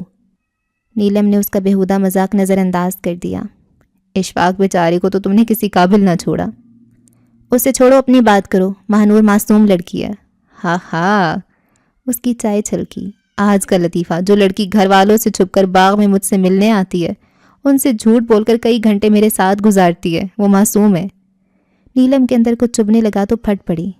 اس کی معصومیت کو تم جیسے بھیڑیے جو کھا جاتے ہیں، میٹھے میٹھے لفظوں کے جال میں جکڑ لیتے ہو، محبتوں کے جان دینے کے دعوے کرتے ہو۔ خوب، ہم دو تو بھیڑیے ہوئے، اور جو خود ہی شکار ہونے کو تیار ہو اسے تم کیا نام دو گی؟ ہم محبتوں کے جان دینے کے دعوے کرتے ہیں تو ساتھ جینے مرنے کی قسمیں کون کھاتا ہے؟ تم لوگ نا۔ پھر نیلم بیگم، مجرم صرف ہم کیوں؟ الزام صرف ہم پر ہی کیوں؟ یہ تو انصاف نہ ہوا۔ نیلم لاجواب سی ہو گئی۔ خیر، اس بحث کو جانے دو، سیدھی سی بات ہے، میں ماہنور سے شادی کرنا چاہتا ہوں۔ بدر نے بات کو لپیٹا اور چائے پینے لگا۔ دونوں گھر میں اکیلے تھے۔ نجو بھی آج اپنے گھر گئی تھی۔ اس کی ماں نہیں مانے گی۔ تمہاری ماں کب مانی تھی؟ بدر کے پاس ہر بات کا جواب تھا۔ بدر، چھوڑ دو اس کا پیچھا۔ یہ ممکن نہیں، ماہنور ساتھ چھوڑے تو اور بات ہے، بدر نے دو ٹوک لہجے میں کہا۔ پاگل مت بنو، عائشہ اپنی سوکن کے رشتہ دار کو بیٹی دے گی اور ماہنور کے دادا، یہ ناممکن ہے بدر۔ تم بس یہاں سے جانے کی تیاری کرو، بہت دن رہ لیے، اشفاق بھی پوچھ رہے تھے کہ تم کتنے دن اور رکو گے۔ ماہنور سے شادی کروا دو، فوراً چلا جاؤں گا۔ وہ لوگ نہیں مانیں گے، یہ بعد کا مسئلہ ہے، تم صرف رشتہ لے جاؤ۔ میں؟ نیلم نے حیرت سے اسے دیکھا۔ اچھا، اشفاق سے بات تو کر سکتی ہو، وہ تمہاری کہاں ٹالے گا، اپنے لیے پٹا لیا تھا تو میرے لیے بھی۔ زیادہ بکواس کرنے کی ضرورت نہیں، دیکھتی ہوں، اس نے ناگواری سے کہا۔ بدر کا لہجہ بتاتا تھا کہ وہ پیچھے نہیں ہٹے گا۔ نیلم کو ماہنور پر بھی غصہ تھا، وہ اسے خاصی معصوم سی لڑکی سمجھتی رہی تھی۔ کون جانتا تھا کہ ناک کے نیچے یہ کھیل کھیلتی رہی ہے اور وہ بے خبر رہی۔ سوکن کی بیٹی تھی، نیلم چاہتی تو حوصلہ افزائی بھی کر سکتی تھی، مگر سوکن وہ تھی جس نے کبھی اس کے راستے میں کوئی رکاوٹ کھڑی نہ کی تھی۔ کتنی خاموشی سے اپنا شوہر پورے کا پورا اس کے حوالے کر دیا تھا۔ اس کی پیٹھ میں چھرا گھونپنا اسے ذلالت لگی تھی، پھر وہ اپنا گھر بسائی رکھنا چاہتی تھی۔ کون جانے یہ معاملہ کیا رخ اختیار کر جاتا کہ زد میں وہ آ جاتی۔ واپسی کے سارے راستے مسرود تھے کہ اپنی کشتیاں جلا کر آئی تھی، کوئی خطرہ کیسے مول لیتی۔ کہاں سے ٹپک پڑا جان کا عذاب۔ اس سے بدر پر شدت سے غصہ آ رہا تھا، جس نے اتنے برسوں کے بعد اسے ڈھونڈ نکالا تھا۔ اس طرح کیسے چلے گا نور؟ چلتے چلتے رابعہ رک گئی۔ کیا ہوا؟ مانور سمجھ نہ سکی۔ دن کے 11 بجے تھے، مگر ابھی تک گلیوں میں دھند کھیلتی تھی۔ سردی کی شدت میں بھی اضافہ ہو گیا تھا۔ یہ روز روز بہانے بنا کر گھر سے نکلنا میرے لیے تو ممکن نہیں رہا۔ اماں بھی چڑھنے لگی ہیں، آخر ایسا کب تک چلے گا؟ رابعہ خود بھی بور ہو گئی تھی۔ شروع کا تھرل، تجسس، ایڈونچر سب اڑن چھو ہو گیا۔ مہنور کو تو بدر سے ملنا ہوتا تھا، وہ خواہ مخواہ سردی میں ٹھٹھرتی رہتی۔ روز نکلنے پر اماں کی ڈانٹ الگ۔ رابعہ تم میرا ساتھ چھوڑ رہی ہو؟ مہنور ڈر گئی۔ چند دنوں میں اتنا آگے نکل گئی تھی کہ واپسی کی سوچ بھی سہانی روح محسوس ہوتی۔ یہ بات نہیں ہے، میں صرف یہ پوچھ رہی ہوں کہ ایسے کب تک چلے گا؟ پتہ نہیں، کل کو وہ واپس چلا گیا تو تم کیا کرو گی؟ رابعہ نے پہلی بار شاید اس مسئلے کو سنجیدگی سے لیا تھا۔ ایسے تو مت کہو رابعہ، مہنور کی آواز لرز گئی۔ کبوتر کی طرح آنکھیں بند کر لینے سے کیا ہوگا؟ یہ تو حقیقت ہے کہ اسے واپس جانا ہے۔ سوال یہ ہے کہ اس نے تمہارے بارے میں کیا سوچا ہے؟ کیا اس نے کبھی تم سے شادی کی بات کی؟ نہیں؟ تو پھر اس محبت کا انجام کیا ہوگا؟ تم خود ہی سوچ لو۔ رابعہ میں کیا کروں؟ میں اس سے جس دن نہیں ملتی ہوں، مجھے لگتا ہے وہ دن میری زندگی میں آیا ہی نہیں۔ میں اب اس سے دور نہیں ہو سکتی، میں مر جاؤں گی رابعہ۔ مانور روحان سی ہو گئی۔ میری مانو تو مجھ سے خود بات کرو، کم از کم اشارہ تو کرو۔ اگر واضح جواب دے تو ٹھیک ہے، ٹال مٹول کرے تو ملنا چھوڑ دو۔ مجھے اب ڈر لگنے لگا ہے مانور، کسی کو خبر ہو گئی تو ہمارا کیا بنے گا؟ بدنامی ہی بدنامی، اب وہ تو میرا گلا گھونٹ دیں گے۔ مہنور یہ تصور کر کے ہی کانپ اٹھی کہ یہ خود اس کے ساتھ کیا ہو سکتا ہے۔ اصل مجرم تو وہ تھی، رابعہ تو صرف ساتھ دینے والوں میں سے تھی۔ رابعہ نے اپنے ساتھ ساتھ اسے بھی ڈرا دیا تھا۔ تم بات ضرور کرنا، یوں سمجھو کہ آج میں آخری بار تمہارے ساتھ جا رہی ہوں، صرف تمہاری دوستی کے ناطے۔ زیادہ وقت نہیں ہے، میں صرف تم سے کتاب لینے کے بہانے آئی تھی۔ وہ الجھی سی چلتی رہی۔ رابعہ اپنی مخصوص جگہ پر رک گئی تھی۔ یار مروا ڈالا سردی میں۔ سیاہ پینٹ اور سیاہ لیدر کی جیکٹ میں وہ بے تبانہ منتظر تھا۔ گھر سے نکلنا آسان تھوڑی ہے۔ سونی نے کچے گڑے پر دریا عبور کر لیا تھا۔ ڈوب بھی تو گئی تھی۔ خوب، بدر نے دانت دی۔ وہ پلٹ کر شاخ سے پتے نوچنے لگی۔ بدر نے دیکھا آج اس کے انداز میں وہ سرخوشی نہ تھی جو بدر کو دیکھ کر اس کے وجود پر چھاتی تھی اور آنکھوں سے چھلکتی تھی۔ میرون شال میں وہ چھوٹی سی لڑکی خوف زدہ اور الجھی سی تھی۔ نور، کیا ہوا؟ بدر نے اسے کندھوں سے تھام کر اپنی طرف گھمایا۔ ایسا کب تک چلتا رہے گا؟ رابعہ کا سوال اس کے لبوں پر آ گیا۔ اوہ، بدر نے اپنے ہاتھ ہٹا لیے۔ کسی کو پتہ چل گیا تو؟ تم لڑکیوں کو یہ سوال اتنی دیر کے بعد سوچتا ہے؟ بدر، وہ ایک دم رو پڑی۔ اوہ مانور، پلیز رونا نہیں، میں آج کل اسی کے متعلق تو سوچ رہا ہوں۔ وقت اتنا کم تھا کہ وہ زیادہ دیر رو بھی نہ سکی۔ یہ ڈر بھی تھا کہ کہیں رابعہ انتظار کر کے چلی نہ جائے۔ نیلم کو بھی شک ہو گیا۔ مہنور کا اوپر کا سانس اوپر اور نیچے کا نیچے رہ گیا۔ لیکن تم فکر مت کرو، میری اسے تفصیل سے بات ہوئی ہے، وہ جلدی تمہارے ابو سے بات کرے گی۔ بدر نے تسلی دی۔ امی اور دادا نہ مانے تو؟ ایک اور خدشہ لبوں تک آ گیا۔ مہنور، بدر نے آہستگی سے اس کے آنسو صاف کیے، تمہیں ہمت کرنا ہوگی۔ جانتا ہوں یہ آسان نہیں ہے، مگر ہم دونوں کی ہمت اسے آسان بنا دے گی۔ میں اب چلتی ہوں۔ وہ رابعہ، ہاں تم اب جاؤ، اور دیکھو پریشان بالکل مت ہونا، میں ہوں تمہارے ساتھ۔ خدا حافظ۔ خدا حافظ، اب میں تم سے تبھی ملوں گا جب تم میرے نام ہو جاؤ گی۔ وہ بدر کا دیا حوصلہ اور بہت سے خوشکن خواب جھولی میں بھر کر لوٹی تھی۔ محبت بھی کتنی خوش گمان ہوتی ہے، ہر حقیقت سے نظریں چرائے تصور میں اپنے ہی رنگ بھرتی جاتی ہے۔ یہ نہیں جانتی کہ کبھی کبھی تصویر میں لگے خوبصورت رنگ بالکل کچے نکلتے ہیں، جب بکھرتے ہیں تو کینوس پر بدنما دھبے رہ جاتے ہیں۔ ابلا انڈا کالی مرچ کے ساتھ کھاتے اور دودھ پتی کا پیالہ ختم کرتے ہوئے بھی اشفاق کی توجہ ٹی وی اسکرین سے ادھر ادھر نہ ہوئی تھی۔ وہ پورے کے پورے نرما کے رقص میں محو تھے۔ ایسے لمحوں میں ان کی توجہ اپنی طرف مبذول کروانا نیلم کے لیے کچھ مشکل نہ تھا، مگر آج وہ خود الجھی ہوئی تھی۔ سرا ہاتھ نہ آتا تھا کہ بات کہاں سے شروع کرے۔ اشفاق، مہنور اب جوان ہو گئی ہے۔ آخر اس نے بات شروع کی۔ ہاں تو پھر؟ انہوں نے زیادہ توجہ نہ دی تھی۔ اس کی شادی کی فکر کرو۔ بیٹھی ہے اس کی ماں اور ابا ہے نا فکر کرنے کو۔ وہی لاپرواہی۔ تم باپ ہو اس کے، نیلم نے گویا یاد دہانی کروائی۔ مسئلہ کیا ہے؟ تمہیں ایک دم مہنور کی فکر کیوں لگ گئی؟ وہ کچھ چڑ گئے۔ رشتہ آیا ہے اس کا؟ کون ہے؟ بدر شادی کرنا چاہتا ہے۔ اس نے صاف صاف بات کی تو وہ چونکے۔ کیا؟ تم سے کس نے کہا؟ خود بدر نے، اور کس نے کہنا تھا؟ وہ چاہتا ہے کہ تم آگے بات کرو، پھر وہ اپنے والدین کو لائے گا۔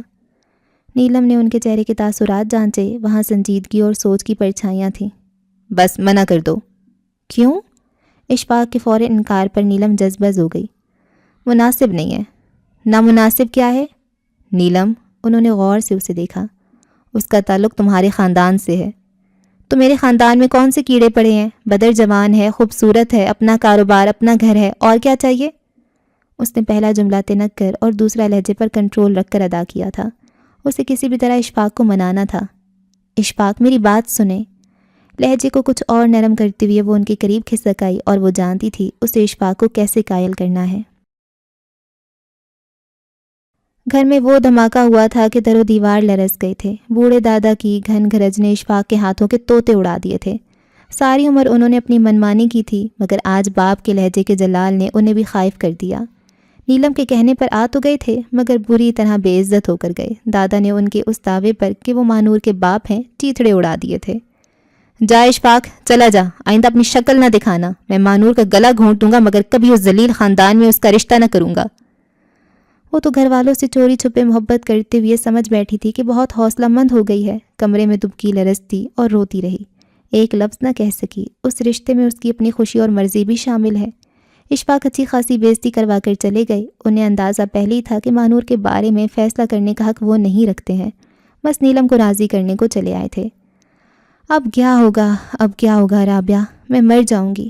ایک رابعہ ہی تھی جس کے سامنے وہ کھل کر رو سکتی تھی۔ رابعہ خاموشی سے اسے تھپکنے لگی۔ میں اس کے بغیر نہیں رہ سکتی۔ وہ تڑپ تڑپ کر روتی اور رابعہ تسلیاں دیتی رہتی۔ اب کیا ہو سکتا ہے مانور، تم صبر اور حوصلے سے کام لو۔ اگر گھر والوں کو پتہ چلا کہ یہ رشتہ تمہاری مرضی سے آیا ہے تو نہ جانے دادا تمہارا کیا حشر کریں۔ مجھ سے صبر نہیں ہوتا، وہ چلا جائے گا رابعہ۔ ابھی تک تو نہیں گیا۔ تم اس سے ملی ہو؟ مانور نے بےتابی سے پوچھا۔ تمہیں تو پتہ ہی ہے، اماں کو میرے ان کے ہاں جانا پسند نہیں، بس تمہارے ساتھ ہی جاتی تھی۔ میرا ایک کام کر دو۔ مانور نے اس کے ہاتھ پکڑے۔ اس سے ایک بار ملو، اس سے پوچھو وہ اب کیا کرے گا۔ مانور، میری خاطر بس ایک بار۔ مانور کی منتوں پر وہ رضامند ہو گئی۔ وہ دونوں اوپر تھیں، نیچے آئی تو عائشہ صحن میں بیٹھی دال چن رہی تھی۔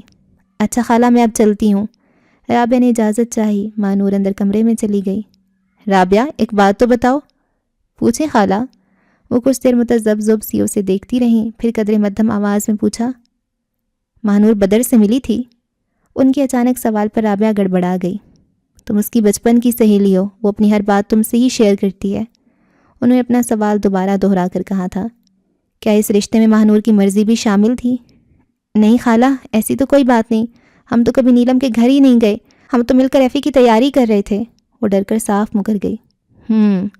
وہ کسی سوچ میں ڈوب گئیں۔ خالہ، اب میں جاؤں؟ اس نے ڈرتے ڈرتے پوچھا۔ ہاں تم جاؤ، اور سنو، نور اب تیاری کے لیے تمہارے گھر نہیں جائے گی، بلکہ تم یہاں آ جایا کرو، میں تم دونوں کو تیاری کروا دوں گی۔ انہوں نے رسانیت سے کہا تو وہ جلدی سے اس بات میں سر ہلا کر تیزی سے باہر نکل گئی۔ مہنور کے آنسوؤں سے متاثر ہو کر اس نے بدر سے ملنے کا ارادہ کیا بھی تھا تو اب بالکل ہی بدل لیا، بلکہ اگلے 3 دن وہ مہنور سے ملنے بھی نہ گئی۔ کب دن سے رات اور رات سے دن ہوتا کچھ خبر نہ تھی۔ بے چینی تھی، مگر ملنے کی کوئی سبیل نظر نہ آتی۔ ان حالات میں وہ نیلم کے گھر بھی نہ جا سکتی تھی کہ وہاں بدر موجود تھا۔ عائشہ اسے کبھی نہ جانے دیتی، رابعہ بھی نہ آئی تھی کہ مل کر کوئی راہ نکال لیتی۔ اکثر چھت پر کھڑی سبز چوبارے کو تکتی رہتی، مگر بدر نظر نہ آتا۔ اس کی گاڑی موجود نہ ہوتی تو وہ سمجھتی کہ چلا گیا۔ اتنا سخت بخار، اور اوپر سے تم نے 4 گرم کپڑے پہنا رکھے ہیں۔ عائشہ صدیقہ کو ڈانٹ رہی تھی، جس کا ننھا سا بچہ تیز بخار میں پھنک رہا تھا۔ باجی، اتنی سردی! صدیقہ کے احتجاج کے باوجود انہوں نے سارے گرم کپڑے اتار دیے۔ مہنور سے تھرمامیٹر منگوایا۔ مہنور کو نہ صدیقہ سے دلچسپی تھی نہ اس کے بچے سے۔ بے دلی سے تھرمامیٹر تھما کر سیڑھیوں پر جا بیٹھی۔ عائشہ نے بخار چیک کر کے تشویش سے صدیقہ کو کچھ اور ڈانٹا اور ٹھنڈے پانی کی پٹیاں رکھنے لگی۔ بدر کہیں مایوس ہو کر مجھے چھوڑ نہ جانا۔ یوں ہی بیٹھے بیٹھے بدر سے باتیں کرنے کی عادت سی ہو گئی تھی۔ چونکہ اس وقت جب عائشہ نے پکارا، وہ بچے کو لے کر صدیقہ کے ساتھ ڈاکٹر کے پاس جا رہی تھیں۔ دروازہ بند کر لینا، انہوں نے تاکید کی تھی۔ ساری دنیا کی فکر ہے، بیٹی کس عذاب سے گزر رہی ہے بس اس کی پرواہ نہیں۔ اس نے تنفر سے سوچا، اپنی جگہ سے ٹس سے مس نہ ہوئی، وہیں گھٹنوں پر تھوڑی ٹکا کر پاؤں کے انگوٹھے سے نچلی سیڑھی پر لکیریں کھینچتی رہی۔ نہ جانے کتنا وقت گزرا جب دروازہ چرچرایا۔ اس نے سر نہیں اٹھایا، منتظر رہی ابھی دروازہ بند نہ کرنے پر عائشہ اسے سخت سست سنائیں گی۔ کوئی بہت قریب آن کھڑا ہوا۔ ماہنور کی ساری حسیات جھنجھنا اٹھیں۔ یہ کس کی ملبوس کی خوشبو تھی؟ بدر؟ اس سے پہلے کہ وہ اٹھتی وہ اس کے سامنے پنجوں کے بل بیٹھ گیا۔ ماہنور ششدر سی اسے دیکھتی رہی۔ کیسی ہو ماہنور؟ بس اس کے پوچھنے کی دیر تھی۔ بدر کے شانے پر پیشانی ٹکا کر روئی تو بس روتی چلی گئی۔ بدر کے لیے اسے خاموش کروانا دشوار ہو گیا۔ ماہنور کم وقت ہے، کوئی آ جائے گا۔ بدر نے اسے موقع کی سنگینی کا احساس دلایا۔ دروازہ کھلا تھا اور وہ دونوں صحن میں بیٹھے تھے۔ ماہنور نے تیزی سے آنسو صاف کیے۔ میں کل جا رہا ہوں، مجھے چھوڑ کر مت جائیں۔ ماہنور نے خوف زدہ ہو کر اس کی آستین دبوچی۔ کچھ کریں ورنہ میں مر جاؤں گی، میں نہیں رہ سکتی آپ کے بغیر۔ یہ بات اپنے گھر والوں سے کہتی ماہنور، انہیں سمجھاتی کہ تم نے میرے ساتھ جینے کا فیصلہ کیا ہے، کچھ تو سٹینڈ لیتی، تم ہار کر بیٹھ گئیں۔ وہ مجھے مار دیتے اور تم نے مجھے مار دیا۔ وہ دل گرفتی سے گویا ہوا۔ مر تو یوں بھی جاؤ گی، کم از کم محبت کی لاج ہی رکھ لیتی۔ میں بہت بزدل ہوں بدر۔ وہ پھر سے رو دی۔ محبت تو بڑے بڑے بزدلوں کو بہادری سکھا دیتی ہے، ہمت نہ تھی تو اس راہ پرخار پر قدم ہی کیوں رکھا؟ وہ شرمندہ ہو کر روتی رہی۔ بہرحال وہ آہستگی سے اس کا سر تھپک کر کھڑا ہو گیا۔ آخری بار تم سے ملنے آیا تھا، صرف تمہیں دیکھنے۔ بدر مجھے چھوڑ کر مت جائیں، مجھے چھوڑ کر مت جائیں۔ وہ اس کے پیچھے بھاگی۔ تو پھر وہ دروازے کے پاس رکا اور اس کا بازو تھام لیا۔ چلو میرے ساتھ۔ ہاں؟ وہ ہکا بکا رہ گئی۔ ہاں نور، میرے پاس گھر ہے، کاروبار ہے، سب کچھ ہے، بہت سی خوشیاں ہیں، میرے ساتھ چلو، ہم اپنی الگ دنیا بسائیں گے۔ نہیں۔ ماہنور نے اپنا بازو چھڑانا چاہا، بدر نے اسے کندھوں سے دبوچ لیا۔ میرے ساتھ چلو ماہنور، ہم آج ہی یہ شہر چھوڑ دیں گے، تم کبھی خسارے میں نہ رہو گی، رانی بن کر راج کرنا۔ ہم دونوں ایک دوسرے کے بغیر ادھورے ہیں، ساری عمر سے سک کر جینے سے بہتر ہے آج ہی فیصلہ کر لو۔ نہیں بدر، نہیں۔ وہ خود کو چھڑا کر پیچھے بھاگی۔ میری بات سنو ماہنور، میں جمعے کو آؤں گا، تم ایک بار سوچ لو بہت اچھی طرح، فیصلہ کرنے میں دشواری ہو تو ایک بار سبز چوبارے کو دیکھنا، نیلم کو سوچنا، کیا وہ خسارے میں رہی ہے؟ وہ اس کے ہاتھ پر ایک نئی سوچ دھر کر چلا گیا۔ ماہنور کھلے آسمان تلے صحن میں کھڑی کی کھڑی رہ گئی۔ وہ راہ گم شدہ کی مسافر تھی، سوچ کے جنگل میں راہ بھٹکی روح۔ کوئی خضر راہ نہ تھا جو ہاتھ پکڑتا اور درست سمت کی رہنمائی کرتا۔ راستہ ڈھونڈنے کے آبلا پاس سفر میں کبھی سوچیں لہو لہان ہوتی تو کبھی جذبے۔ وہ جتنا خود کو سمجھاتی دل اتنا ہی مائل بابغاوت ہوتا۔ کیا کروں، کہاں جاؤں؟ تھک کر اپنے ہی بال نوچنے لگتی۔ کیسی بے بسی تھی، نہ کسی کو بتا سکتی تھی، نہ مشورہ لے سکتی تھی۔ بدر کا خیال آتا تو قدم دروازے کی سمت اٹھنے لگتے۔ ماں پر نظر پڑتی تو ڈگمگا جاتی۔ لوگ تو اسی کی تربیت کو الزام دیتے۔ یا اللہ، میں مر ہی جاؤں۔ راتوں میں روتے روتے ہچکی بن جاتی۔ جمعے میں صرف 2 دن تھے اور وہ ہنوز ڈاما ڈول تھی۔ ماہنور تمہیں کیا ہو گیا ہے؟ عائشہ نے اسے پاس بٹھا کر غور سے دیکھا۔ اتنی بجھی بجھی آنکھوں کے گرد ہلکے۔ رات ہی تو دادا بھی کہہ رہے تھے انہیں ماہنور کی طبیعت ٹھیک نہیں لگتی۔ آپ کو تو پتہ ہے اسے سردیاں کتنی بری لگتی ہیں، ہر سردی میں اسی طرح بیزار سی رہا کرتی ہے۔ انہوں نے سسر کو مطمئن کر دیا مگر خود پوچھے بنا نہ رہ سکی۔ کیوں اتنی گمسم اور بلائی سے پھرتی ہو؟ کوئی مسئلہ ہے بیٹا؟ انہوں نے بے حد پیار سے پوچھا تھا۔ آپ ساری دنیا کے مسئلے حل کر سکتی ہیں مگر بیٹی کا مسئلہ آپ کی سمجھ میں نہیں آئے گا، اس نے بے حد رکھائی سے کہا اور کھڑی ہو گئی۔ ماہنور؟ وہ متحیر سی رہ گئیں، پھر ذرا سا مسکرائیں۔ اس بار نئے کپڑے نہیں بنے اس لیے خفا ہو؟ وہ ہمیشہ ایسی چھوٹی چھوٹی باتوں پر روٹھا کرتی تھی اور اس کی خفگی ہمیشہ شدید ہی ہوتی تھی۔ وہ سوچ بھی نہیں سکتی تھی کہ ان کی 17 سالہ بیٹی کپڑے جوتوں سے آگے کی خواب دیکھنے لگی ہے۔ تمہارے ابا نے ابھی تک خرچے کے پیسے نہیں دیے، دیں گے تو؟ وہ سنی انسنی کر کے اوپر آ گئی اور اوپر آ کر کھولنے لگی۔ ساری زندگی اس طرح ترستے گزرے گی، ابا کو یاد آ گیا تو بھیک کی طرح پیسے تھما دیں گے ورنہ اسی طرح گزارا چلے گا۔ وہ کدھر کا غصہ کدھر کو نکالنے لگی تھی۔ اور ایک وہ نیلم بیگم ہے۔ وہ دیوار کے پاس آ رکی۔ سامنے سبز چوبارہ تھا اور اس کے سامنے ابا کی گاڑی رکی تھی۔ اس میں سے ابا، نیلم، محسن اور عاصم نکلے تھے۔ ان سب کے ہاتھوں میں مختلف تھیلے اور شاپنگ بیگز تھے۔ ہنستے مسکراتے وہ لوگ اندر چلے گئے۔ ماہنور گم سم سی سبز چوبارے کو تکتی رہ گئی۔ فیصلہ کرنے میں دشواری ہو تو ایک بار سبز چوبارے کو دیکھنا، نیلم کو سوچنا کیا وہ خسارے میں رہ رہی ہے۔ اس کے ذہن کے کینوس پر کوئی نئی سوچیں بکھرنے لگیں۔ تمہارے ابا نے ابھی تک خرچے کے پیسے نہیں دیے، دیں گے تو؟ اس نے اپنی ماں کو کبھی ڈھنگا کپڑا پہنے نہیں دیکھا۔ اس نے کبھی ان کے کانوں، ہاتھوں یا گلے میں کوئی زیور نہیں دیکھا۔ سادہ سی چادر کی بکل مارے چھوٹے سے گھر میں زندگی گزارنے والی عورت کے نصیب میں شوہر کے حوالے سے کبھی کوئی خوشی مقدور ہوئی؟ نہیں، کم از کم مہنور کو ایسا کوئی لمحہ یاد نہ تھا۔ اس نے والدین کی مرضی سے شادی کی، ساری عمر ان کی لاج رکھنے کو شوہر کے ساتھ وفا کرتی رہی، اور ہاتھ کیا آیا؟ وہ خالی ہاتھ تھی۔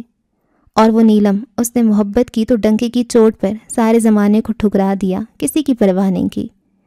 مانور نے سبز چوبارے پر اترتی دھوپ کو قدرے حیرت سے دیکھا، گویا پہلی بار دیکھا ہو۔ یہ دھوپ اس کی آنکھوں میں چبھنے لگی۔ یہ 2 منزلہ خوبصورت گھر نیلم کے لیے بنایا گیا تھا، جس میں وہ راج کرتی تھی۔ کپڑے، زیور، رزق، کسی چیز کی کمی تھی اسے؟ نوکرانیوں پر حکم چلاتی تھی، گاڑی میں گھومتی تھی، کتنی سہل سبک اور رواں زندگی تھی اس کی۔ اور یہ سب نیلم کو اس شخص نے دیا تھا جو اس سے محبت کرتا تھا۔ وہ زہریلا بڑبڑائی، کسی کی انچاہی بیوی بننے سے تو بہتر ہے کہ… وہ خاموش ہو کر سبز چوبارے کو دیکھنے لگی، یوں لگتا تھا بھٹکتے بھٹکتے منزل سامنے آ گئی ہو۔ نیلم تکیے سے ٹیک لگائے بیڈ پر نیم دراز تھی، میرون شنیل کی رضائی ٹانگوں پر اور گرما گرم چائے کا مگ ہاتھ میں تھا۔ اس کے پاؤں دباتی نجوں کی توجہ ٹی وی کی طرف تھی جہاں کوئی نئی فلم چل رہی تھی۔ ایسے عیش کبھی میری ماں کو تو نصیب نہ ہوئے۔ آؤ مہنور، نیلم کے انداز میں وہی پہلے جیسی گرم جوشی تھی۔ مہنور سلام کر کے بیٹھ گئی۔ لحاف لے لو، آج سردی بھی بہت ہے۔ مہنور نے خاموشی سے لحاف ٹانگوں پر ڈال لیا۔ وہ خاموش تھی مگر بے چینی انگ انگ سے چھلکتی تھی۔ جمعے کا دن پورا گزر گیا تھا اور بدر نہیں آیا تھا۔ مجبور ہو کر وہ ادھر چلی آئے، شاید اس کی کوئی خبر آئی ہو۔ محسن اور عاصم کہاں ہیں؟ تمہیں تو پتہ ہے اس وقت ٹیوشن کے لیے جاتے ہیں۔ ہاں، وہ ادھر ادھر دیکھنے لگی، گویا بدر کی کوئی نشانی ڈھونڈتی ہو۔ جاؤ نجو، چائے بنا لاؤ۔ نیلم نے اسے اٹھا دیا۔ فلم انٹرسٹنگ موڈ پر تھی، وہ اٹھنا نہیں چاہتی تھی مگر جانا پڑا۔ تبھی نیلم نے اسے غور سے دیکھا۔ کیا بات ہے، پہلے سے زیادہ کمزور ہو گئی ہو، کوئی پریشانی ہے؟ نہیں تو، وہ بوکھلائی۔ شاید مجھے ہی لگاؤ۔ نیلم نے بات کا رخ بدلا اور ادھر ادھر کی باتیں کرنے لگی۔ مانور کو پھر سے بے چینی نے گھیر لیا۔ آخر وہ بدر کے بارے میں کیسے پوچھے؟ آپ کے مہمان نہیں آئے؟ آخر اسے پوچھنا ہی پڑا، نہ جو آ جاتی تو مشکل ہو جاتا۔ کون؟ نیلم چونکی، پھر غور سے اسے دیکھا۔ بدر؟ جی، اس نے نظریں چرائیں۔ تمہیں کیسے پتا کہ اس نے آ جانا تھا؟ نیلم کا لہجہ بظاہر سرسری تھا۔ وہ سنا تھا، شاید نجو سے، وہ گڑبڑائی۔ نیلم اسے غور سے دیکھتی رہی، پھر فلم کی طرف متوجہ ہو گئی۔ ہاں، فون آیا تھا، وہ آج نہیں آ سکا، اتوار کو آئے گا۔ مہنور نے بے اختیار اطمینان کی سانس لی۔ نیلم نے ریموٹ اٹھا کر فلم کو فارورڈ کیا اور وہاں رکی جہاں لڑکی رات کی تاریکی میں ہیرو کے ساتھ فرار ہو رہی تھی۔ مہنور بھی فلم کی طرف متوجہ ہو گئی۔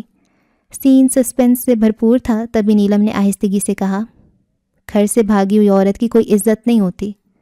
مہنور نے چونک کر اسے دیکھا، وہ بدستور فلم کی طرف متوجہ تھی۔ گھر سے بھاگی عورت کبھی معاشرے میں سر اٹھا کر نہیں جی سکتی۔ معاشرہ کبھی اسے وہ عزت نہیں دیتا جسے وہ اپنے والدین کے گھر ٹھوکر مار کر آئی ہو۔ کانچ کو کبھی جڑتے دیکھے؟ پتہ نہیں یہ سوال تھا یا نہیں، مہنور ڈر گئی۔ اسے کیسے معلوم ہوا کہ وہ… آپ کیا کہہ رہی ہیں؟ مہنور نے بمشکل تھوک نکلا۔ میں صرف یہ کہہ رہی ہوں مہنور کہ گھر سے بھاگی لڑکی کبھی خوش نہیں رہ سکتی۔ اس کی ساری زندگی خوف کے حصار میں گزرتی ہے، خواہ وہ سبز چوبارے میں بیٹھ کر موسمبیوں کا جوس پیتے ہوئے نوکرانیوں پر حکم ہی کیوں نہ چلاتی ہو، خواہ وہ 2 بیٹوں کی ماں ہی کیوں نہ ہو۔ گھر سے بھاگنے کا تانا زندگی میں کبھی نہ کبھی وہ مرد بھی دے گا جو اسے بھگانے کا ذمہ دار ہوگا۔ تم جانتی ہو مہنور میں کس خوف کا شکار ہوں؟ اس نے اب بھی مہنور کی سمت نہ دیکھا تھا۔ ریموٹ اس کی انگلیوں میں دھیرے دھیرے حرکت کرتا تھا اور نگاہیں اسکرین پر تھیں۔ مہنور کو لگا اس کا جسم بالکل سن ہو گیا ہے۔ میں سوچتی ہوں کل جب میرے بیٹے جوان ہوں گے اور مجھ سے پوچھیں گے کہ ماں تم گھر سے بھاگ آئی تھیں تو مہنور میں انہیں کیا جواب دوں گی؟ اس کا لہجہ ایک دم بھیگ گیا۔ تمہاری ماں میں اور مجھ میں ایک فرق ہے، ذرا غور کرنا۔ اس ایک فرق پر وہ سر اٹھا کر جیتی ہے اور میں شوہر کی ساری محبت پا کر بھی تہی دامہ ہوں۔ پسینہ مہنور کے ایک ایک مسام سے پھوٹ بہا۔